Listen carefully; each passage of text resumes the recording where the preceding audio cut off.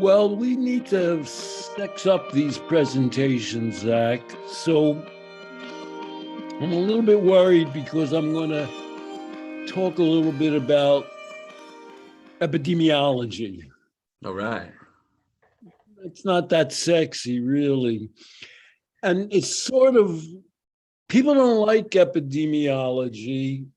I better define what epidemiology is: the study of epidemics, and social epidemiology is the study of what people actually do with regard to drugs and alcohol, among other things. Mm-hmm.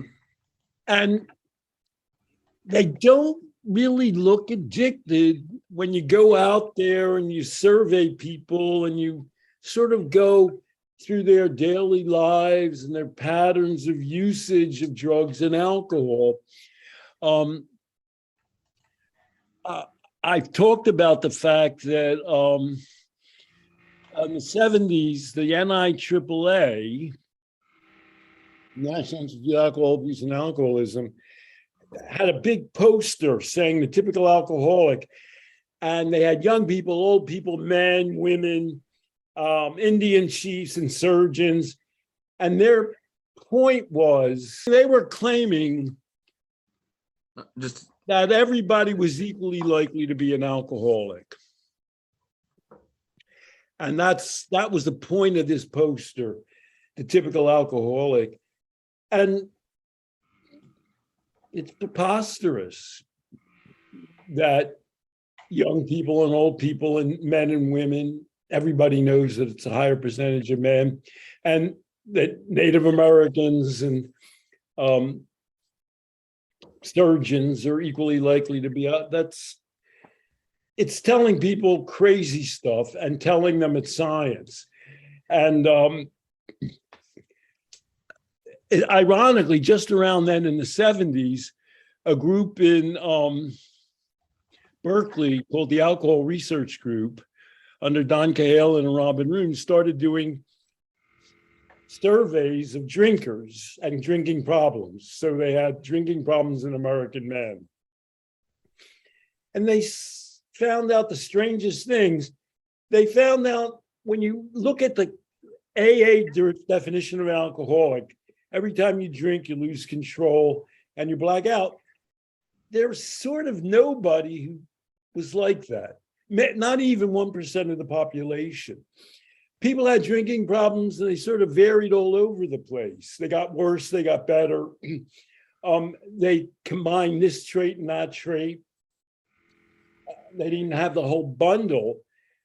And so just as social epidemiology was being applied to alcohol, the NIAAA was telling people the opposite of it. So I'm going to jump from alcohol to a news item that came across on Medscape. Thumbs down for a genetic test for opioid use disorder. FDA advisors say false positives, false negatives remain a concern. That's a problem when you have a test and it has a lot of false negatives and a lot of false positives. So the FDA appoints an expert advisory board, and they voted strongly against AVERT-D, a prescription genetic risk assessment tool for opioid use disorder. In an 11-2 decision, the Clinical Chemistry and Clinical Toxicology Devices Advisory Committee said the probable benefits of AVERT-D device do not outweigh its risks, taking into account risks and benefits of currently available alternative forms of detecting OUD risk. So do we understand what they're doing is people come in and they get a prescription for an opioid painkiller, and they want a small percentage, epidemiology surveys tell us this, have developed some kind of a negative relationship, not even always dependence, and they want to know how to come up with that. So do you have any reactions so far so AVERT-D detects the presence of 15 single nucleotide polymorphisms to help identify people who may have an increased risk for OUD. Do you have any reaction to looking at these nucleotide polymorphisms to come up with a way of deciding who might be at risk for misuse of opioids? How does that grab you so far? It makes me think someone's going down a rabbit hole. I mean, 15. And so I guess my question, if I'm in a lab or if I'm trying to conduct a study and I'm trying to do it in good faith, then I'm going to ask, is this more efficient as a way of determining who becomes addicted or who has negative relationships than studying other things about their lives? I mean, is it going to help us parse out the person in their culture and their life setting versus the person with these multitude of, genetic backgrounds? I didn't read one other sentence. It's intended, the nucleotide polymorphism test, to be used in combination with clinical evaluations and patient assessments when oral prescription opioids are being considered to treat acute pain. Okay, but here's where that goes. I mean, science is science, so we're going to have to parse it. But it leads to the conversation, oh, you do have a job? Oh, you do have a spouse? Oh, you do have a family? Here's the problem. You have this genetic makeup, so we're going to have to treat you differently than somebody else who's living their life like that. Who is treated differently for what? What is that? What's the difference of treatment of that person? Or turning that on its head, you would say, remember we had a discussion about how doctors are actually better harm reduction therapists than harm reduction therapists. Yeah. Because a good doctor sort of says, they sort of know the person. They have some idea what they're like. They know if they have a stable household, a job, a spouse, and they're going to go, and those are the things they're tuned into. So those are the indicators. And now they're saying, well, let's look at the nucleotide polymorphisms that person has, and let's see what that tells us. And it tells you nothing compared to the actual lived experience of the person. So does that person with those strong indicators not get treated? Do they not get opioids in hospitals?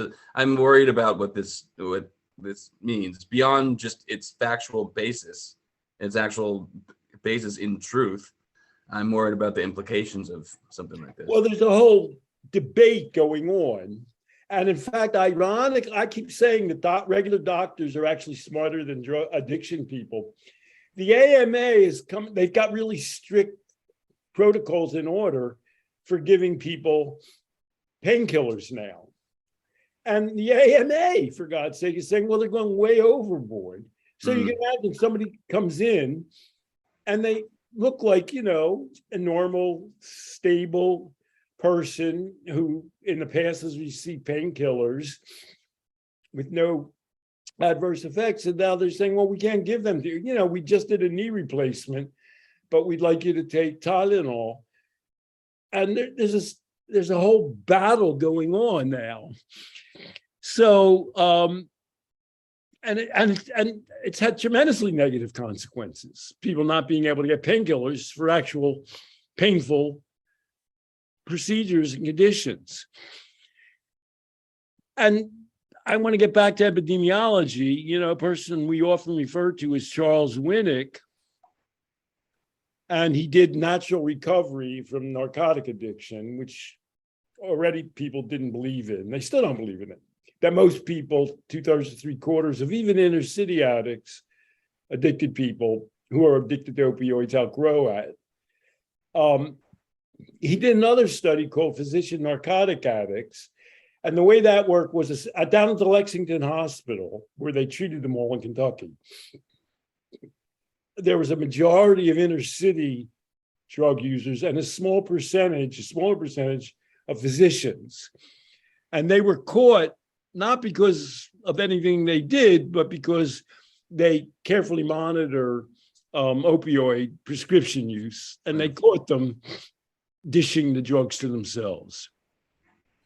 And Winnick found that over 90% of the physician narcotic addicts got better after a visit to the Lexington Public Health Hospital. Why would you think doctors would be a pretty good group for overcoming narcotic addiction? They've got their lives together. They've got a job that's intense that they need to be present for. Their whole livelihood is helping other people. They have, Exactly right. The way Winnick put it, I think, was they had a lot to lose. These were coming out of New York, a lot of them. So they had some Park Avenue practice, and they were sending their kids to private school. And, they had these were, I think, virtually all men. They had, a good social setting. And the deal was, we're going to monitor your use of drug prescriptions now. If you do this again, you're done. No, your license is on hold. And they said, well, gee, I'm not going to give my license. This is a good life. I'm going to stick with it. So, what are we talking about? Everything we're talking about is so commonsensical. Why the hell are they looking for nucleotide polymorphisms? So getting back, remember the typical alcoholic? Those epidemiological studies are done with narcotics and opioid prescriptions. Everybody kind of knows who's people who in poor areas of middle America, areas that vote for Donald Trump, are more likely to have high death rates. Inner cities, and we've discussed in the past that in 2020, Native Americans and Alaskan Natives lost 5 years from their lifespan in one fell swoop. And that had something to do with the whole pandemic, but it had a lot to do with drugs, suicide, and another wild card, heart disease due to obesity. And so when getting back to that poster, the typical alcoholic, what we're saying is, we're not going to say anything bad that could be interpreted as negative about any group. We'll say everybody's equally likely to be addicted and to stay addicted. And the one little problem with that approach is that, for example, Native Americans and Alaskan Natives lost 5 years in their lifespan in a period of a couple of years. Incredible, yeah. So they're sort of saying, we're so open-minded, we're just going to let people die. That's how open-minded we are. Isn't that great? So, in other words, we'd rather signal our virtue than do anything to help. Right. There are people who make the argument that virtue signing is all that life is about. And looking at how we respond to drugs and alcohol isn't going to disprove that hypothesis. Let's get back to the FDA, the one where they approve of things. The FDA in June of 2021 approved the dementia drug. And they did something that they never do. They have that panel of external advisors overwhelmingly voted that the treatment wasn't proven effective, and many of them said it could cause harm. And the FDA, that's an ongoing battle, because the AMA is thrown in now and said, well, this drug doesn't work. It causes more negatives than positives. So I won't why did they approve it? Because a drug for dementia hasn't been approved in 20 years, and the FDA is sort of feeling pressure. People are going to say we're impeding progress here. Right. We have to pass something. Well, it does more harm than good. So I wrote a piece for Filter. There's something called the Institute of Aging, and they have a study called the Retirement Study. And they published in 2020 an article in JAMA, and they asked this question: does an association exist between current low to moderate alcohol drinking and cognitive function trajectories or rates of cognitive decline from middle to older age among US adults? The answer, they wrote this down in JAMA. Our study suggested that low to moderate drinking was associated with better total cognitive function and better individual cognitive domain results for word recall, mental status, and vocabulary among middle-aged or older men and women in the United States. And that included lower rates of decline in each of these cognitive domains. Taken all together, stopping telling people that drinking a few drinks a day, a week is going to kill them, and stopping approving drugs that have negative side effects could actually save lives. And then, if you care about saving lives, it might not look as sexy for your organization. Now, they sometimes make the accusation, all of these studies are funded by the alcohol industry, of course. Okay. This study is called the Health and Retirement Study. Does that sound like it's kind of official? And it's called HRS. It's administered at the University of Michigan. That's kind of a prestige survey group. I got my PhD there. And they follow a panel comprising a representative sample of nearly 20,000 older Americans. I'm going to get a little technical here. A panel study, normally when you do a survey, you do random dialing of phone numbers and you talk to whoever answers. Yep. A panel study is you identify a group of people, random sample around the United States, 20,000, and you contact them every couple of years. Do you know that's a very expensive study to do? Yeah. And where did they get the money for it? It was funded by the National Institute of Aging and the Social Security Administration. In other words, you couldn't, bankroll it yourself.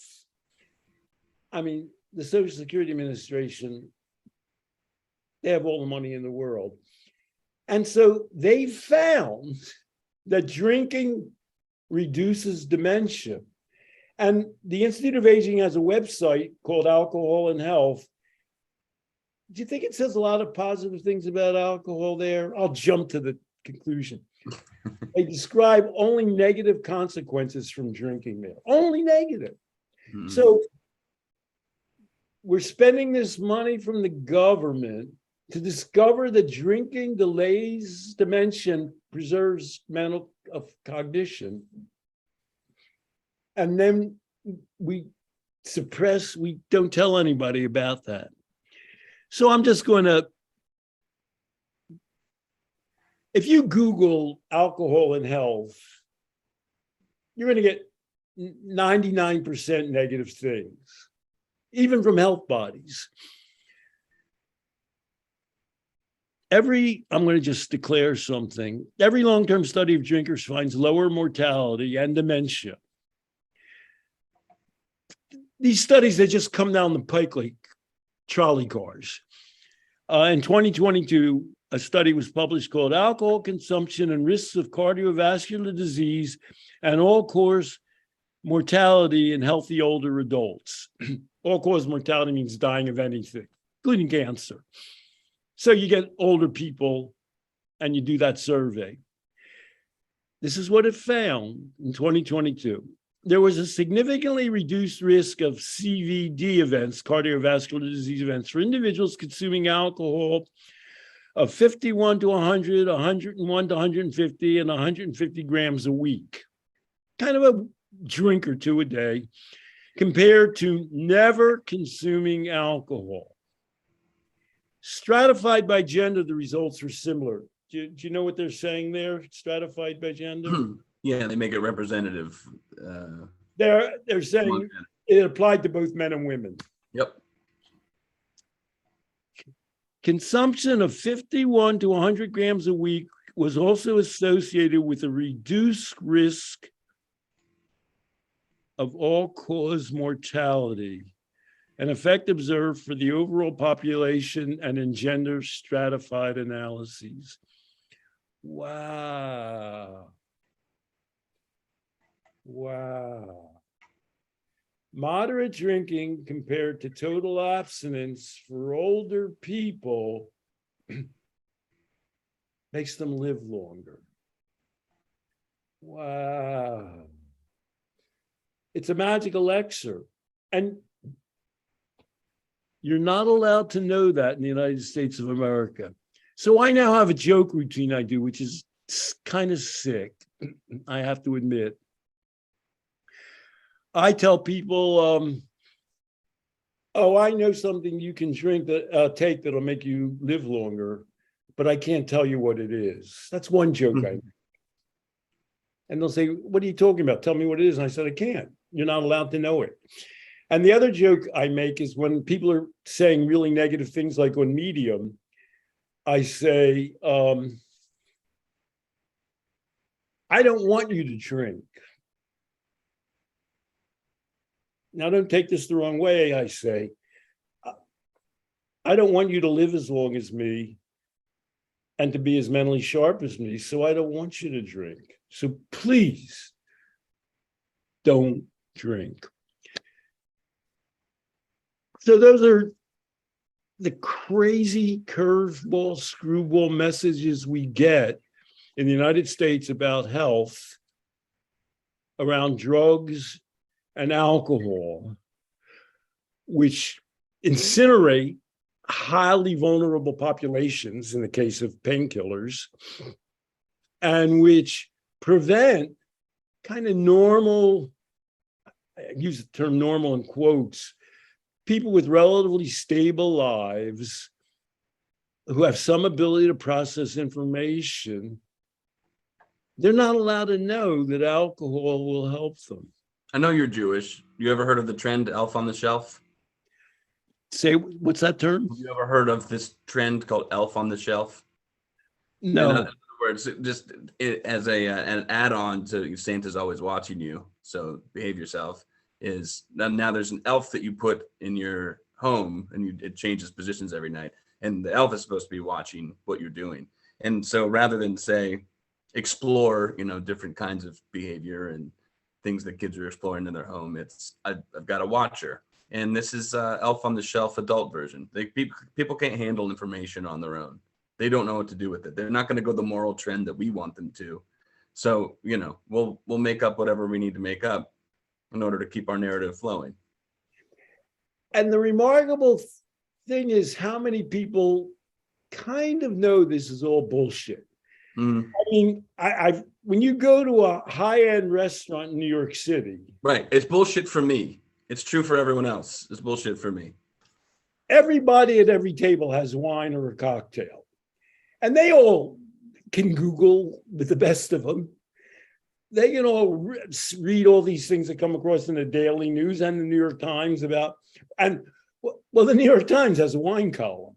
Mm-hmm. And, you read about what's a good wine and what tastes good. And, it's sort of like, well, New York Times readers can drink alcohol, but we don't want like regular dumb people to actually think that you can enjoy life and benefit from drinking alcohol. So the good news, and of course, when people get their knees replaced, they ask for painkillers, you know what I mean? And things like that. They ignore and when the doctor says, "Oh, we can't give you any painkiller pills," they say, "You can't. I'm only going to take them for a couple of days." And depending upon where you live, most of those doctors know where you're coming from. Hmm. So the topic of this little tirade was why people dislike epidemiology, which is knowing how people actually use and react to and benefit from alcohol and drugs, in favor of virtue signing that you described and drug and alcohol scares and the temperance mentality. Well done. What can we do about it? We don't know, but we have to Well, we did this little podcast as our little meager contribution. All right. Thank you again, Stanton.